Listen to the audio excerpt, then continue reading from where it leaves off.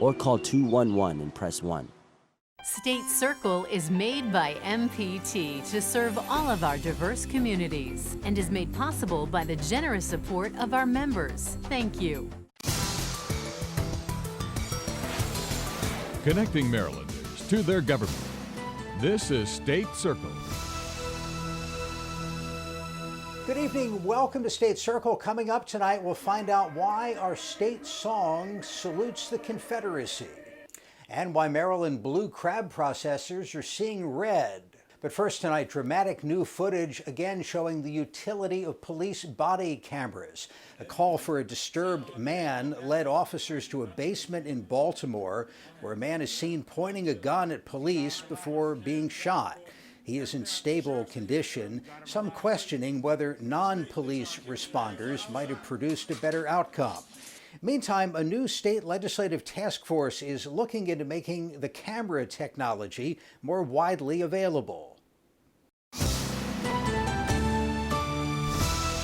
Joining us for the political roundtable this week are the Senate co-chairs of the Law Enforcement Body Camera Task Force. Joining us are Senator Charles Sidnor, who is a Democrat of Baltimore City and Baltimore County, and Senator Justin Reedy, a Republican from Carroll County.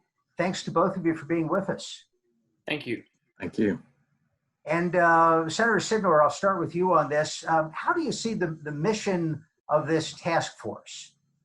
Well, the task force is charged with two things. One, to study the options for the economical storage of recordings from the body cameras, and two, making recommendations for the storage with an eye towards the expensive cost of storing. So it's something that needs to be done. It's something that we briefly touched on back in 2015 when I had sponsored the initial body camera legislation for the state, but it was something that we had not dealt with. And why has that become an issue? Interestingly enough, when we passed the legislation back in 2015, we didn't mandate that jurisdictions had body cameras because there was a fear that some of your smaller police departments would not be able to afford it. And that was, the cameras were the least of the concern with the price, but it was the concern about the storage of data and just the mountain cost of trying to keep that data, store it, redact it when necessary, and those issues around that. So we didn't mandate it. We gave it as an option to police departments to approach as they felt necessary. Senator Reedy, just broadly, how you see the deployment, the use of these cameras, and what you see as the big issues going forward? Yeah, I mean, I've been supportive of having body cameras. I do think that the concern, and Senator Sidnor has mentioned it, is smaller departments, whether it's a small county sheriff's department or small town police forces. There is, number one, sometimes there's a question of the need. But I think now there's no opposition usually from anybody that I've spoken with in law enforcement. I've spent a lot of time talking with them recently.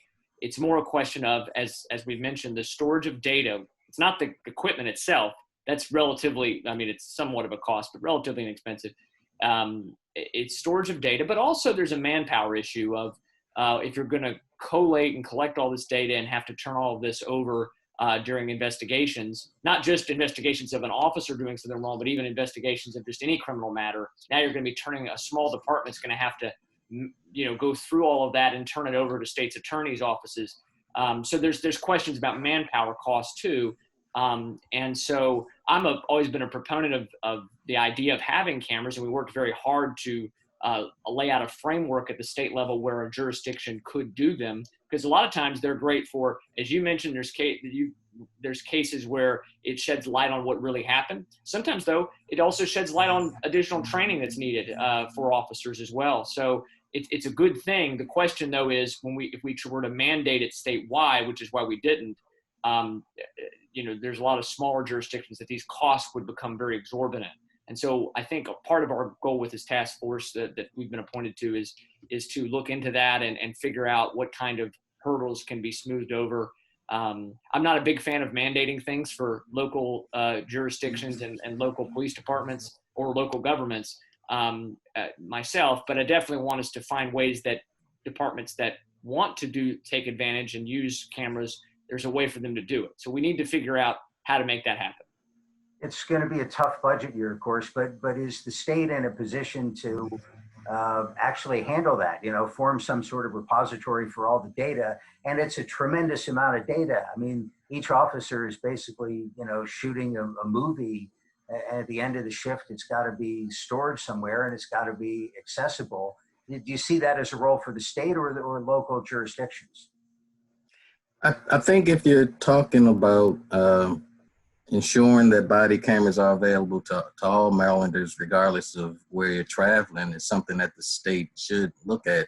And again, it's something that I remember the task force initially talking about, whether or not with the state's purchasing power, if they could take a lead on the purchasing of the equipment and the storage of the data and create some sort of repository for all of the county budgets or the county jurisdictions, as well as I'm hoping that this task force would also maybe look at just retention policies.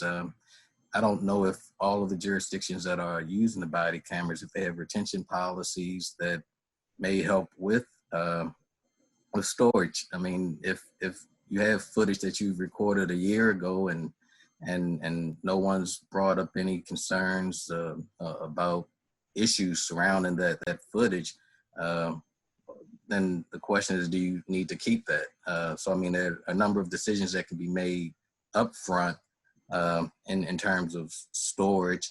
And again, if certain footage isn't something that needs to be saved, then I think with good retention policies, you could be saving some additional money on the back end.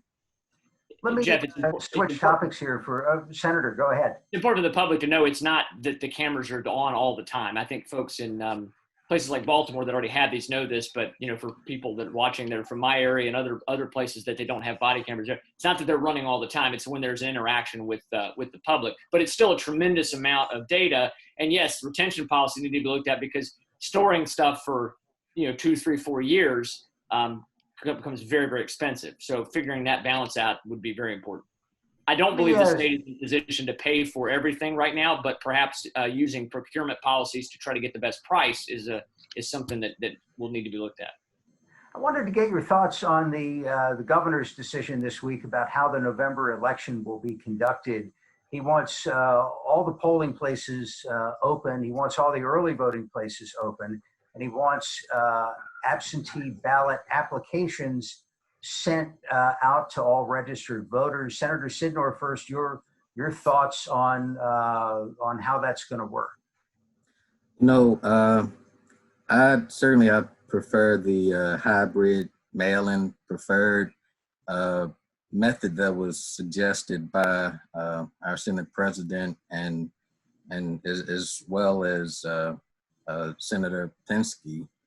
I'm one of the few jurisdictions that had an opportunity to go through this twice. I mean, first with the special election that we had in April, as well as the election in June. And while there were some problems that came to light, when you look at the number of people that voted, I think there was a lot of success there. And by sending the ballot to people, I think that had a lot to do with maximizing the vote. So the governor's letter that he had sent when he was outlining his approach, he suggested that this approach of opening up all of the polling places as well as mailing out an application, not a ballot, but an application, and also supporting a budget to make certain that people were being educated was going to maximize participation. And I just don't think that he's right. I mean, when you look at what he's doing, he's getting rid of the ballot drop boxes, which I know a lot of people used in around the state because some people were fearful of taking the ballot and mailing it and not getting there on time. So you remove the ballot drop boxes, and then you add this unnecessary expense to Marylanders by adding this extra step to get a ballot, which I believe the Maryland Association of Election Officials, they said that he shouldn't have done it, or they were advocating that it not be done. Let me get to Senator Reedy on this. Is that sure. Because the state elections board, it was a partisan split about whether actual ballots should be sent out or actual applications. Senator Reedy, your thoughts on that? And was there any history in the primary, which was sort of seat of your pants, that the idea of sending out a zillion ballots resulted in any sort of fraud? Well, I'm not sure about fraud. I'm not sure whether we could necessarily prove that, considering that you're mailing live ballots to everybody at the last known address. It's been pretty clear over the years that, keeping addresses accurate on the voter rolls has been certainly not impossible, but very difficult for a number of reasons, not necessarily sinister reasons. So the idea in the primary, you did it because we were in a pinch. We're in a situation where you didn't want a lot of people coming out. For a general election and a presidential election, the mayor of Baltimore and congressional races, I think it's the right move. The governor made the right decision. Look, New York just had a primary where they did this by mail. It's been almost 3 weeks, and we still don't know who won a number of primaries in New York State, and a number of problems in Baltimore City's primaries. I think it's much wiser to say, let's mail an application to everybody. Maryland is a no excuse absentee ballot state, which we've been for many years. So there's really once somebody has applied for an absentee ballot, they've affirmatively said they want to vote, you're sending them back a ballot. And I also think in-person voting is a very important part of how we vote. Our thanks to Senators Reedy and Sidnor. Now MPT's Nancy Yamada looks at the new controversy over old statues. I feel like a lot of people are taking things into their own hands right now because people have tried to bring this up before and no one really pays attention or no one listens. Days after the Christopher Columbus statue was forcefully taken down and thrown into the bay in Baltimore, Henry Herr says he does not support protesters who are doing this around the country. But the Catonsville resident is passionate about removing Confederate statues in a lawful manner. It's definitely something that's just glorifying the person. There's no context, there's no history. I mean, it's certainly not erasing any history. I mean, the people still existed. There's still plenty of books. There's still plenty of writings. Since last year, he's been trying to convince the Talbot County Council to take down this statue of the Talbot boys in Easton, which was erected in memory of the dozens of residents who fought for the Confederacy.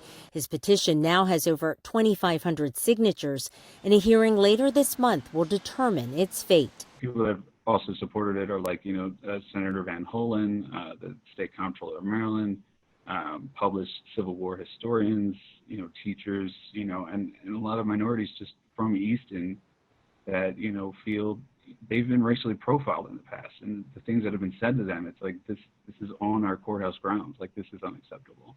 In response to what happened to that Columbus statue, Delegate Nino Mangione of Baltimore County says this upcoming legislative session, he's planning to file a bill that would set mandatory minimum sentences for anyone who destroys an historic monument. I believe if the Baltimore City leadership doesn't step up and proclaim this to be an act of violence and destruction of public property, what's next? Delegate Kathy Shalega says she favors a process, a thoughtful discussion where both sides can have their say about whether a statue or monument should stay or come down. Had they created a public forum for protesters to have a place to talk and express their disdain for Christopher Columbus, it could have been a different outcome. She says the discussion should also include what will happen to the statues that come down. She favors what Budapest, Hungary did after the fall of communism. They had a competition for a park design, and then they moved these statues and monuments out of prominent locations, but they did not destroy them. People should know the history of their nation. To that end, Herr agrees. That's why he wants to see fewer Confederate statues in Maryland. I don't think it erases history. If anything, it's just correcting the history that, people have gotten wrong. I'm Nancy Yamada for State Circle. Maryland's state song is coming in for new criticism. House Speaker Adrian Jones wants the pro-Confederacy lyrics changed. We spoke with historian Robert Childs. Well, it was written in the midst of the secession crisis in the spring of 1861 by James Ryder Randall, a Baltimorean who at the time was living in New Orleans and working there as a teacher. But it was a direct reaction to the very famous riots in Baltimore in April of 1861, where pro-Confederate mobs started attacking Northern soldiers who were trying to make their way to Washington, D.C. To defend the Capitol. It arose in a context of really falling dominoes. And a lot of people in Maryland, probably not the majority, but a very loud and powerful group in Maryland, thought that Maryland should be the next domino to fall. When secession had started months earlier, it was, throughout history, it's always South Carolina first. They're always sort of the ones who, and then Mississippi, and a lot of deep South states had joined in the secession movement. But a lot of states, states that had slavery but were farther north, had been hesitant to secede. Virginia had rejected secession the first time.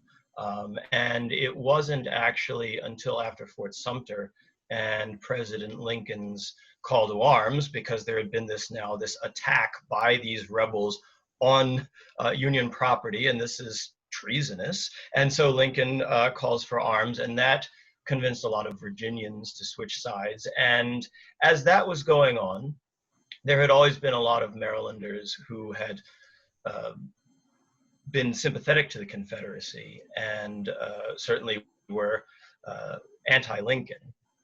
And as the troops were trying to get through Baltimore to defend the Capitol, they rioted against them. The mayor of Baltimore at the time was sympathetic to the rioters, not to President Lincoln, and indeed to undermine the Union cause.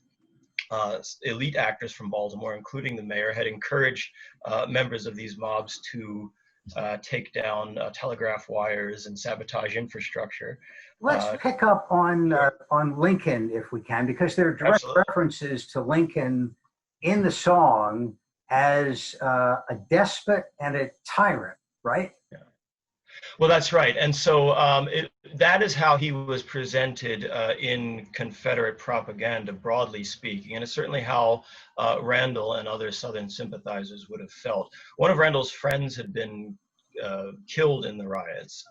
And he was reading about all of this, and he was inspired by this uprising. He thought that Maryland would be the next one to fight against this tyrant. And so when you read the original lyrics of Maryland, My Maryland, it is really a call to arms against despotism, against tyranny, in his view, not in my view, but in his view, that Lincoln was this autocratic tyrant who was trying to use the military to put down this new Confederacy.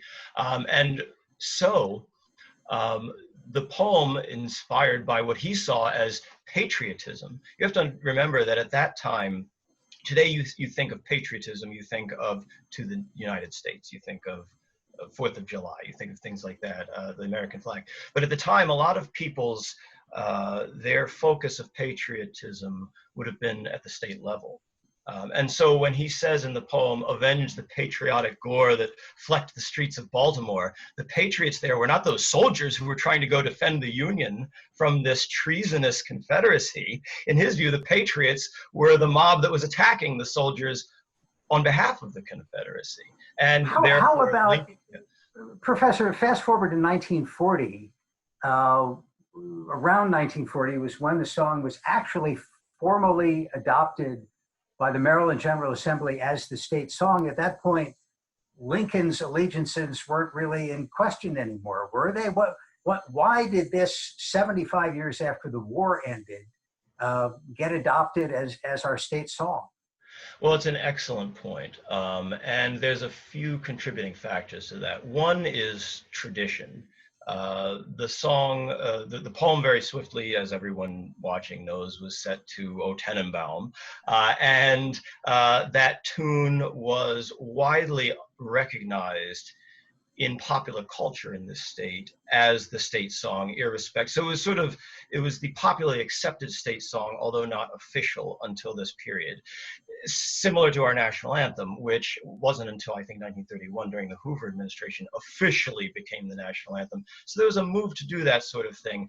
The legislature had tried in the mid-30s, but the Republican governor, Harry Nice, had actually vetoed it because of the inflammatory language that we've been talking about. He thought this was unnecessary. When you had a few years later a Democratic governor, the legislature tried again and he signed it. It was widely accepted in the press at the time that, okay, this seems like common sense. Everybody thinks this anyway, that this is our state song. So it wasn't seen as an attack on Lincoln per se, but there were those who recognized its roots. For example, the Baltimore Afro-American had been opposed to this adoption as the state song at the time. And it's not just in our time that people have questioned it either. It's been questioned repeatedly over the decades. I wonder what happens next, because over the years, different legislators have brought this up at different times, tried to change it, amend it, rewrite it. There is new momentum for obvious reasons. The Speaker of the House is behind it. You're a musician also, so in terms of the tune and the lyrics, is it possible to do a rewrite, or do you have to start from scratch? It's a fascinating question. Only a few years ago, there was a panel of historians who looked into this question, and they had actually recommended that we keep one verse of Maryland, My Maryland, which is the one like you hear the Navy Glee Club sing at the Preakness, the Carol's Sacred Trust and Howard's Warlike Thrust, and so forth, right? Because Randall also is invoking other elements of Maryland history, in his view, to goad Marylanders off to their previously glorious past and live up to it again.